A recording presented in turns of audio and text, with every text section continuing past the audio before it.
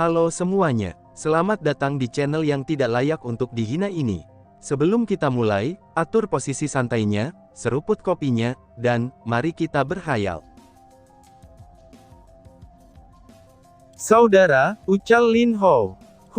Bencana sudah semakin dekat, apakah dunia kita bisa selamat dari bencana besar kali ini? Jika Raja Yimo itu sudah muncul, ucap Bing Yang dengan wajah sedih.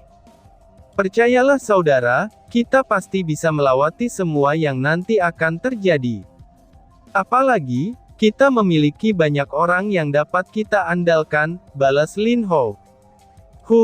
Aku harap begitu, balas Bing Yang dengan lemah. Bing Yang melihat ke langit sektenya, lalu diikuti Lin Hou yang tidak berbicara, dan dia hanya ikut memandang langit juga. Nak, aku harap kamu baik-baik saja, kami akan menunggumu untuk memimpin sekte kita berperang bersama, ucap Bing Yang di hatinya saat dia memikirkan pemuda tampan yang selalu bisa dia andalkan. Lin Tian terbangun, tapi dia tidak tahu di mana dia berada saat ini. Luka di tubuhnya juga cukup parah, dan di saat Lin Tian mencoba menggerakkan tangan dan kakinya, namun rasa sakit yang kuat membuat dirinya tertidur lagi di tanah. Merasakan hal itu, dia hanya bisa menggertakkan giginya, dan menahan rasa sakit itu.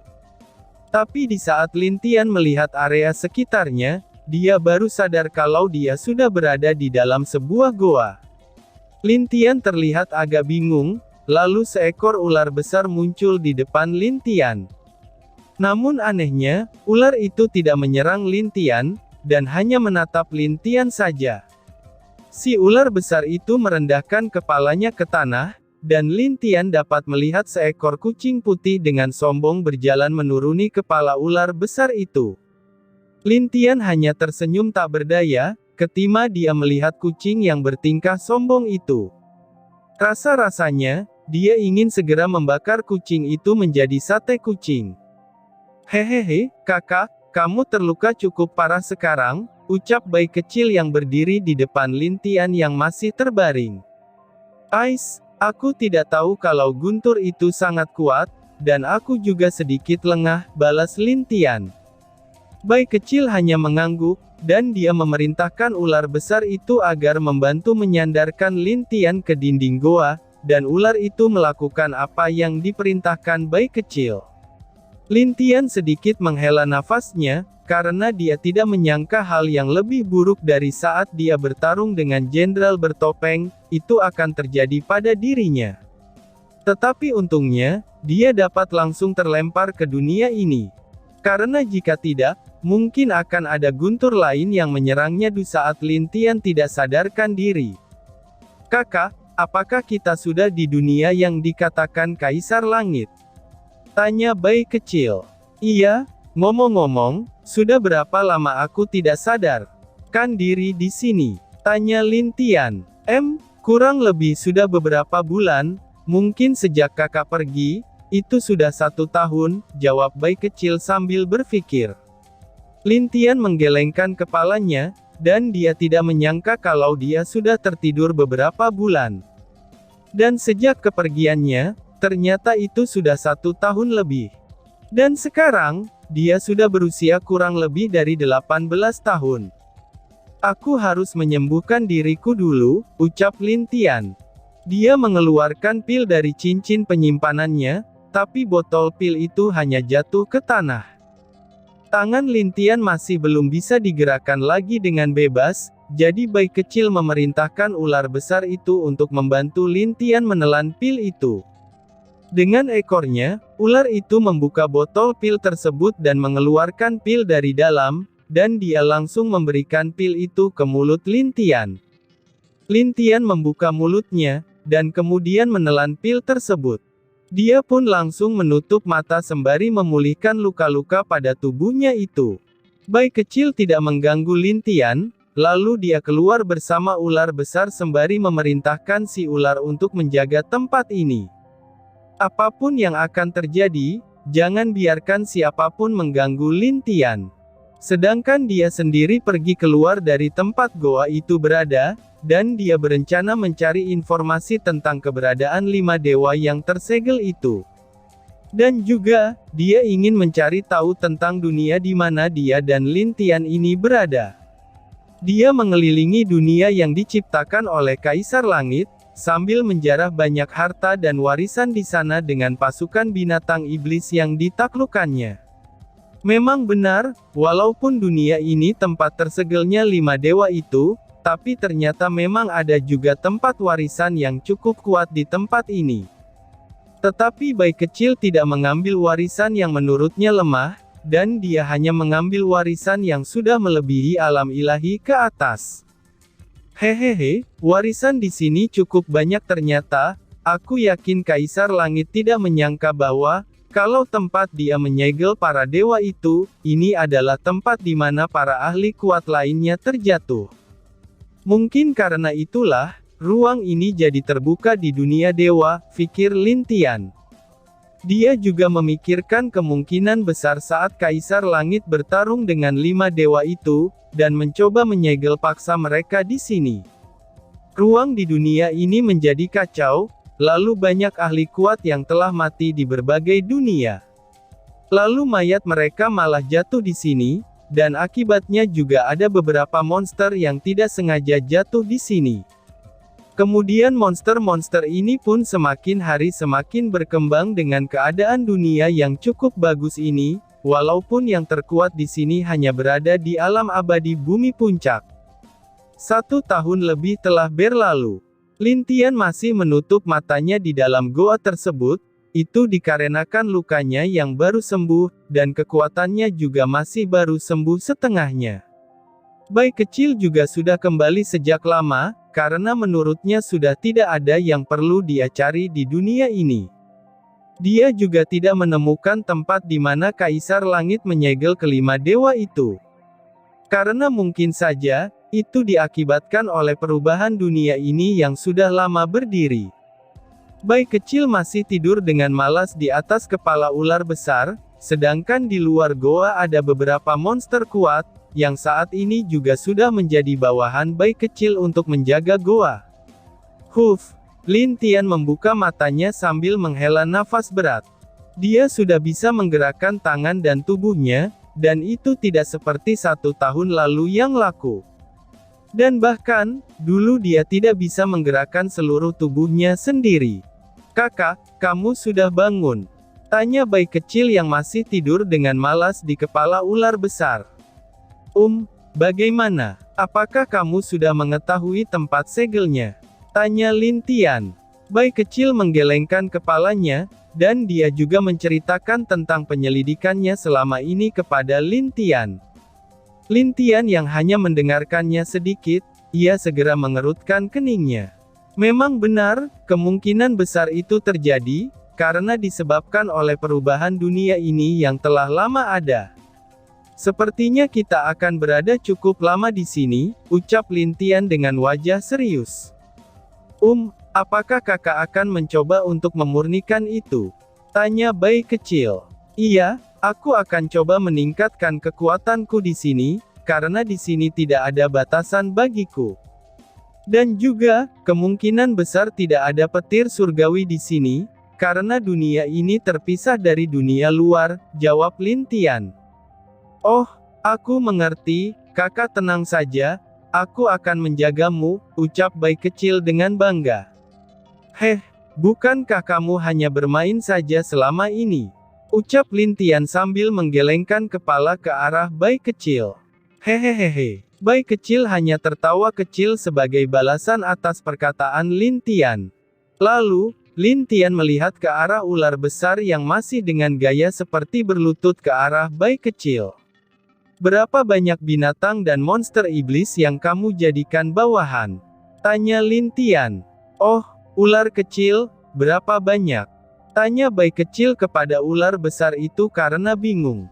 Ular itu berpikir sejenak, lalu berbicara dalam bahasa binatang ke arah bayi kecil. Bayi kecil tentu saja mengerti, dan kemudian mengangguk. Tidak banyak kak, hanya 200 yang berada di tingkat alam abadi puncak, hehehe, balas Bai kecil dengan wajah bangga. Lin Tian tidak dapat berkata-kata lagi, dan dia melihat ular besar itu. Apakah mereka berada di sekitar goa? Tanya Lin Tian. Ular itu mengangguk, itu pertanda bahwa semua monster yang ditaklukkan Bai kecil memang berada di sekitar goa.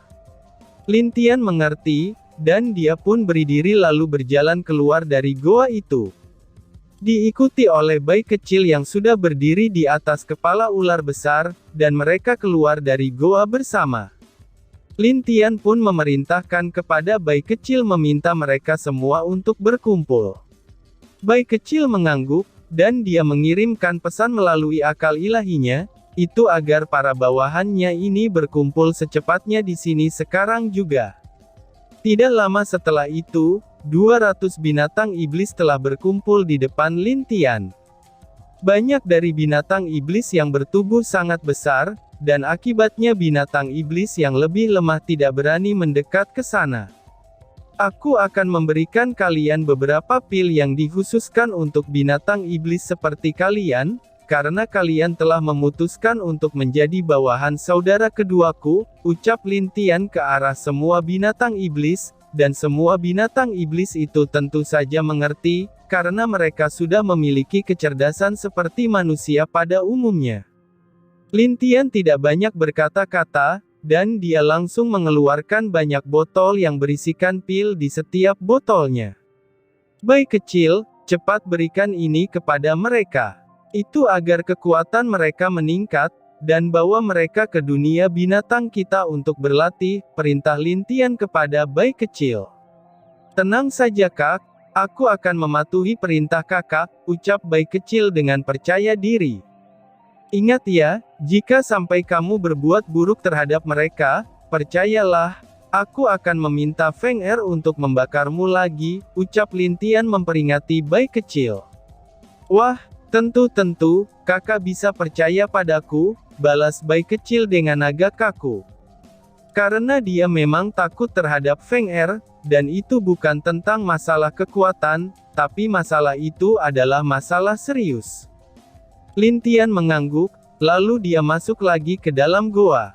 Tetapi dia tidak tahu bahwa, para binatang iblis itu telah memandang dia sebagai tuan mereka yang asli. Dan juga, Lin Tian mendapatkan hati dari para binatang iblis itu juga. Bai kecil yang telah melihat Lin Tian masuk ke dalam goa, dia mulai membagikan pil tersebut satu persatu dengan bantuan beberapa binatang iblis lainnya. Dia tidak berani melakukan kecurangan apapun, karena dia takut jika Lin Tian tahu, maka kebahagiaannya pun akan berubah menjadi malapetaka. Setelah membagikan pil tersebut, Bai kecil memerintahkan mereka untuk masuk ke dalam kalung binatang yang dititipkan pada Bai kecil. Namun tidak semua binatang iblis yang masuk, dan dia memerintahkan beberapa binatang iblis untuk menjaga goa ini, karena Lin Tian akan mulai memurnikan inti binatang iblis yang dia dapatkan dari ibu harimaunya. Jadi, Lin Tian tidak boleh terganggu oleh apapun.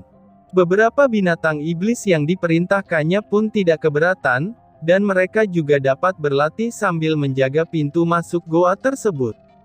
Di dalam goa, Lin Tian telah mengambil posisi duduk. Dia menggerakkan tangan, dan kemudian membentuk sebuah formasi yang mengelilingi goa di mana dia berada. Sepertinya ini sudah cukup, karena kemungkinan besar para murid muda dari alam dewa yang masuk, itu masih ada 1 tahun lagi, pikir Lin Tian. Dia telah memprediksi kapan dunia ini terbuka dari dunia dewa, karena itu berkat warisan dan informasi dari Kaisar Langit. Maka dari itu, dia mengetahui kapan terjadinya hal itu. Saatnya mencoba meningkatkan kekuatanku, dan sejauh mana aku bisa maju, aku sangat penasaran, pikir Lin Tian. Dia segera menutup matanya, dan tidak lama setelah dia menutup matanya, inti binatang iblis keluar dari tubuh Lin Tian. Sesaat, energi dari inti binatang itu masuk ke dalam tubuh Lin Tian, dan energi yang keluar dari inti binatang itu pun sangatlah luar biasa. Di dalam goa itu pun, Lin Tian terbenam dalam pelatihan untuk memurnikan inti binatang iblis yang diberikan oleh ibu harimau kepada dirinya. Pelatihan itu pun juga terjadi selama 1 tahun penuh, tapi tidak ada tanda-tanda Lin Tian akan bangun. Dan juga, inti bintang iblis itu masih belum juga habis dan terus diserap oleh Lin Tian. Dari tubuh Lin Tian, kekuatan yang luar biasa itu berhasil membuat binatang iblis yang menjaga di luar goa merasa ketakutan, karena mereka tidak dapat menahan tekanan yang dihasilkan oleh Lin Tian. Dalam setahun, kekuatan Lin Tian terus meningkat, bahkan sudah melebihi alam abadi langit, dan masih terus naik dengan tanda masih belum berhenti. Di dunia dewa, sepertinya di sini sangat meriah. Ucap seorang pria paruh baya yang muncul di salah satu puncak yang ada di sana. Jika dilihat dari aura yang dikeluarkan oleh pria itu, ini sudah bisa dibilang kuat di dunia dewa. Di atas puncak, itu juga terdapat beberapa orang yang berdiri di samping pria yang baru datang itu. "Saudara, kamu sedikit terlambat," ucap seseorang wanita yang cukup cantik. "Hahaha, bukankah tempat itu belum terbuka?" balas pria tersebut. "Iya benar, setidaknya masih ada 1 hari lagi sebelum ranah rahasia itu terbuka," ucap yang lain. Di sana ada 1 wanita cantik dan 1 pria muda yang berwajah cantik yang hanya berdiri diam, dan tidak memperdulikan pria yang baru datang itu. Saat pria itu melihat 2 orang di depannya, itu membuat dia kaget sekaligus berkeringat dingin. "Salam putri, salam pemimpin kedua," ucap pria tersebut. Wanita itu hanya mengangguk sebagai balasan dari pria itu. Lalu, wanita itu kembali menatap tempat yang sudah ramai dengan murid-murid muda. Pria itu tidak keberatan dengan sikap kedua orang yang ada di depannya ini, lalu dia dan yang lain sedikit menjauh dari 2 orang tersebut. Mereka tidak berani bersikap tidak sopan terhadap keduanya, selain kekuatan keduanya ini sangatlah kuat, kekuatan di belakang keduanya juga sangat mengerikan. Dan juga, kekuatan itu adalah penguasa dari benua timur ini. "Paman kedua, apakah ranah rahasia itu sangat berbahaya?" tanya wanita tersebut. "Iya, tapi kamu tidak bisa masuk, karena hanya generasi muda yang berada di alam abadi langit sajalah yang bisa masuk ke sana," balas pria cantik itu. Wanita tersebut hanya mengangguk, tapi di wajah gadis itu ada kesedihan yang tidak dapat terlukiskan. "Kamu tenang saja, anak itu pasti baik-baik saja sekarang," ucap pria cantik yang menghibur si wanita cantik itu. Tapi aku sebagai kakak tidak bisa melakukan apa-apa terhadap adikku," ucap wanita itu dengan wajah sedih. Dan tiba-tiba saja bersambung. Sekian dan terima kasih banyak.